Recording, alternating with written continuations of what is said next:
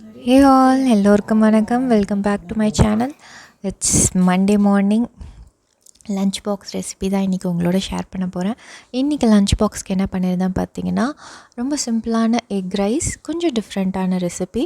அதுக்கப்புறம் பார்த்திங்கன்னா அதுக்கு தொட்டுக்க நான் கோவக்கா ஃப்ரை பண்ணியிருந்தேன். நான் ஆல்ரெடி கோவக்கா அண்ட் பொட்டேட்டோ ரெண்டும் போட்ட மாதிரி ஒரு ஃப்ரை பொரியல் ஷேர் பண்ணியிருந்தேன். இது பொட்டேட்டோ இல்லாமல் கிட்டத்தட்ட அதே ரெசிபியோட ஒரு கோவக்கா பொரியல் தான்.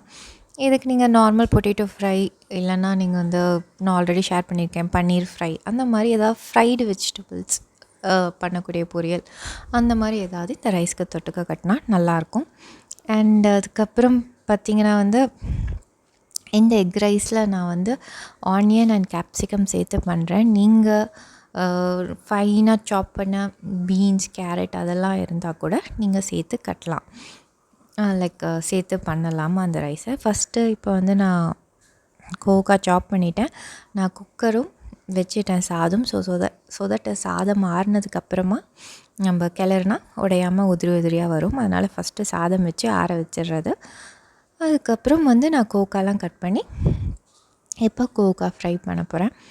ஏன்னா கோவக்காய் நம்ம சிம்லேயே வச்சு ஜாஸ்தி தண்ணி விடாமல் பொறுமையாக ஃப்ரை பண்ணால் இன்னும் டேஸ்டியாக இருக்கும். தண்ணி விட்டு வேக வைக்கிறதோட லேசாக தண்ணி தெளித்து சிம்மில் வச்சு மூடி வச்சு நல்லா ஃப்ரை பண்ணி எடுத்தால் கோவக்காய் ரொம்ப டேஸ்டியாக இருக்கும்.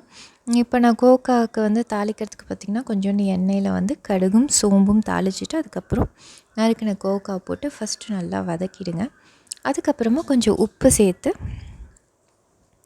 மூடி போட்டு சிம்மில் வச்சிடலாம். கொஞ்ச நேரம் கழித்து அதுக்கப்புறமா மீதி மசாலாலாம் நம்ம அதுக்கப்புறம் தண்ணி விடும் இல்லையா, கோவக்காய் கொஞ்சம் தண்ணி விட்டதுக்கப்புறமா நம்ம மீதி மசாலாலாம் ஆட் பண்ணிக்கலாம்.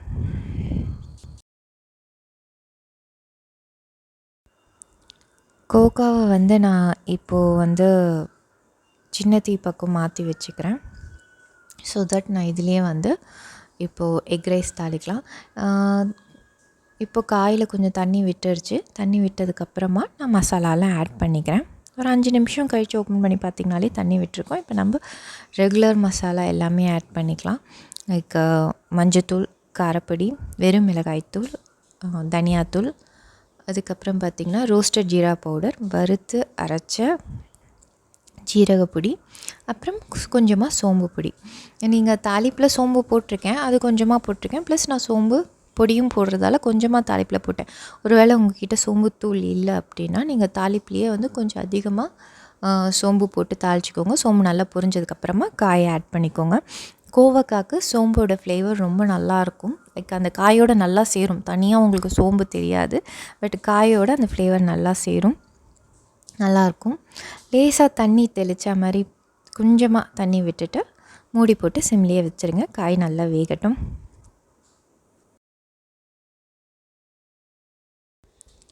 கோவக்காய் நல்லா வெந்ததுக்கப்புறம், காய் நல்லா வெந்ததுக்கப்புறம் திறந்தே விட்டுருங்க. திறந்து வச்சு சிம்மில் வச்சு ஃப்ரை பண்ணுங்கள். அது நல்லா ஃப்ரை ஆகட்டும். அதுக்கப்புறம் நான் அந்த பக்கம் ரைஸ் பார்த்திங்கன்னா ரைஸ் ஓப்பன் பண்ணி ஒரு சின்ன பவுல்லையோ இல்லை பிளேட்லேயோ போட்டு ஃபேனுக்கு அடியில் நல்லா ஆறட்டும். அதுக்கப்புறமா நம்ம எக் ரைஸ் கலரலாம். எந்த கலந்த சாதம் செய்கிறதுக்கு முன்னாடி கொஞ்சம் இந்த மாதிரி சாதத்தை ஆற வச்சுட்டு அதுக்கப்புறமா நீங்கள் போட்டு கிளறுங்க. சாதம் உடையாமல் உதிரி உதிரியாக வரும். பெரும்பாலும் நிறைய பேருக்கு தெரிஞ்சிருக்கும், நான் ஏன் ரிப்பீட்டடாக சொல்கிறேன்னு நினைக்கலாம். பட் தெரியாதவங்களுக்கு இல்லை புதுசாக சமைக்கிறவங்களுக்காக நான் சொல்கிறேன். அப்பப்போ கோவக்காவை நல்லா பரட்டி விட்டுட்டே இருங்க. சிம்மில் வச்சு நல்லா ஃப்ரை பண்ணி எடுத்திங்கன்னா கோவக்காய் டேஸ்டியாக இருக்கும். இப்போ நம்ம எக் ரைஸ் பார்க்கலாம். நான் அப்பப்போ போயிட்டு குழந்தைங்களையும் ரெடி பண்ணிவிட்டு வந்துட்டுருக்கேன். அவங்க ரெடி ஆகிப்பாங்க. ஜஸ்ட் அவங்களுக்கு தலை வாடுறது தான் நம்ம வேலை. மற்றபடி அவங்களே காலையில் அவங்கள ரெடி பண்ணிப்பாங்க. இப்போ நம்ம எக் ரைஸ் பார்க்கலாம். ஒரு கடாயில் கொஞ்சம் ஆயில், அதில் பார்த்திங்கன்னா கடுகு ஜீரகம் தாளிச்சிட்டு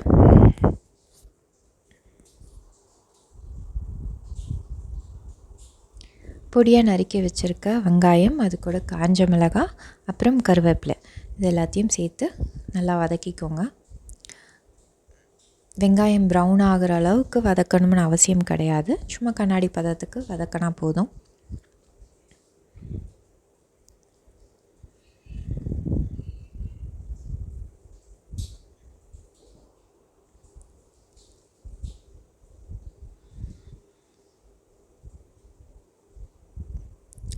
காயும் நல்லா அப்பப்போ பரட்டி விட்டுக்கோங்க, கீழே தீஞ்சிராமல். நல்லா ஃப்ரை ஆகி எடுக்கணும். பட் தீயக்கூடாது காய். நான் கிட்டத்தட்ட சிம்மில் வச்சு அது பொறுமையாக காய் நல்லா ஃப்ரை ஆக எடுப்பேன்.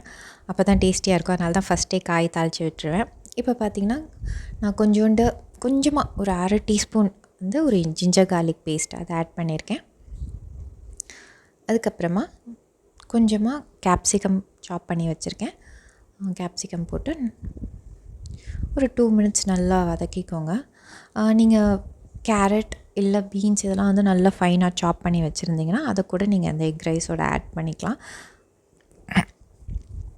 அப்புறம் பார்த்திங்கன்னா இதோட வந்து மஞ்சத்தூள், அப்புறம் இந்த வெங்காயம் கேப்சிகம்க்கு தேவையான அளவுக்கு உப்பு,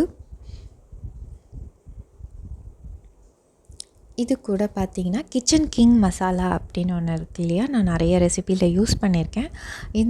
இந்த கிச்சன் கிங் மசாலா வந்து 1 டீஸ்பூன் ஆட் பண்ணிக்கிறேன். நான் வேறு எந்த மசாலாவும் ஆட் பண்ணல. வெறும் காஞ்ச மிளகா, அதுக்கப்புறம் இந்த கிச்சன் கிங் மசாலா, இதுலேருந்து வர காரம் தான் இதோட ஃப்ளேவரும் ரொம்ப நல்லாயிருக்கும். டிஃப்ரெண்ட்டாக இருக்கும் நீங்கள் ரெகுலராக செய்கிற எக் ரைஸை விட. இப்போது எக்கை ஆட் பண்ணிக்கோங்க. முட்டையை உடச்சி ஊற்றி நீங்கள் வந்து முட்டை வந்து ஃபுல்லாக 100% வெந்துட வேண்டாம். ஒரு 3/4 70% அந்த மாதிரி முட்டை வந்து வெந்த போதே நீங்கள் வந்து ரைஸ் ஆட் பண்ணிங்க. அதாவது கொஞ்சம் லேசாக பிசுன்னு இருக்கும் இல்லையா, அப்போவே வந்து ரைஸ் ஆட் பண்ணி கிளறி விட்டுருங்க. அப்போ தான் ரைஸும் முட்டையும் ஒட்டும், முட்டை சாதம் மாதிரி இருக்கும். இல்லைனா முட்டை தனியாக மாதிரி ஆகிடும், ரைஸ் தனியாக மாதிரி ஆகிடும். அதனால் வந்து ஒரு 70% அது கொஞ்சம் பிசுன்னு இருக்கும் போதே அந்த ஸ்டேஜ்லேயே வந்து ரைஸ் ஆட் பண்ணி, நான் வந்து ரைஸ் வந்து நான் உப்பு போட்டு வடிக்க மாட்டோம். ஸோ அதனால் வந்து அது மேலே நான் உப்பு போட்டுக்கிறேன். ரைஸுக்கு தேவையான அளவு உப்பு போட்டு அதுக்கப்புறம் கிளறுவேன். நீங்கள் உப்பு போட்டு ரைஸ் உடச்சிருந்தீங்கன்னா அப்படியே கூட போட்டுக்கலாம். அவ்வளோதான், egg rice ready. Egg rice கோவக்காய். மண்டே மார்னிங்கிறதால நான் ஸ்நாக்ஸுக்கும் எதுவும் ஃப்ரூட்ஸ்லாம் எதுவும் கட் பண்ணல. இனிமேல் தான் எல்லாம் வாங்கணும் ஆக்சுவலாக. இதுக்கப்புறம் போயிட்டு இந்த வீக்குக்கு தேவையான ஃப்ரூட்ஸ்லாம். ஸோ மழை வேறு பெஞ்சிட்ருக்கு இன்றைக்கி மார்னிங். ஸோ இன்றைக்கி ஸ்நாக்ஸுக்கு பார்த்திங்கன்னா நான் பிஸ்கெட் தான் வச்சுருந்தேன். பிஸ்கெட், எக் ரைஸ், அப்புறம் கோவக்காய் கறி. நான் வந்து தொட்டுக்க ஒரு வெஜிடபிள் கொடுக்கறதால தான் நான் இந்த எக் ரைஸில் வந்து எந்த வெஜிடபிளும் ஆட் பண்ணல. இஃப் சம்டே நான் வந்து திருப்பியும் வந்து பன்னீர் ஃப்ரை தான் கொடுக்க போகிறேன் அப்படின்னு இல்லை, அந்த மாதிரி தான், இல்லை சிப்ஸ் தான் வைக்க போகிறேன். சம்டைம்ஸ்லாம் அந்த மாதிரி கூட இருக்கும், சிப்ஸ் தான் வைக்க முடியும். ஏன்னா மண்டே மார்னிங் எப்போவுமே ரொம்ப நாள் ஃபாஸ்ட்டாக எதுவும் செய்ய முடியாது. டியூஸ்டே வெனஸ்டேலாம் அது கொஞ்சம் சரியாயிடும். ஃபஸ்ட் மண்டே மார்னிங் மட்டும் கொஞ்சம் ஸ்டார்டிங் ட்ரபிளாக தானே இருக்கும். எது குயிக்காக சிம்பிளாக செய்ய முடியுமோ அது மட்டும் தான் செய்வேன். இதே எக் ரைஸை வந்து நான் கொஞ்சமாக ஏதாவது ஒரு வெஜிடபிள் கொடுக்கணுன்றதால இதில் கொஞ்சம் கேரட்டோ பீன்ஸோ ஆட் பண்ணி கூட கொடுப்பேன். இன்கேஸ் நான் வந்து தொட்டுக்க எந்த காயும் கொடுக்கலாம். ஸோ நீங்களும் அந்த மாதிரி தொட்டுக்க எந்த காயும் கொடுக்கல, ஒரு பொட்டேட்டோ சிப்ஸ் மாதிரி தான் வச்சு கொடுக்கணுன்னா கூட கொஞ்சோண்டு கேரட் ஃபைனாக சாப் பண்ணி அதையும் இது கூட ஆட் பண்ணி கொடுத்துருங்க. ஸோ தட் நம்ம ஒரு ஃபுல் மீல் கொடுத்தா மாதிரி இருக்கும் குழந்தைங்களுக்கு. அண்ட் அவ்வளோதான், இப்போ லன்ச் பேக் பண்ணிகிட்ருக்கேன்.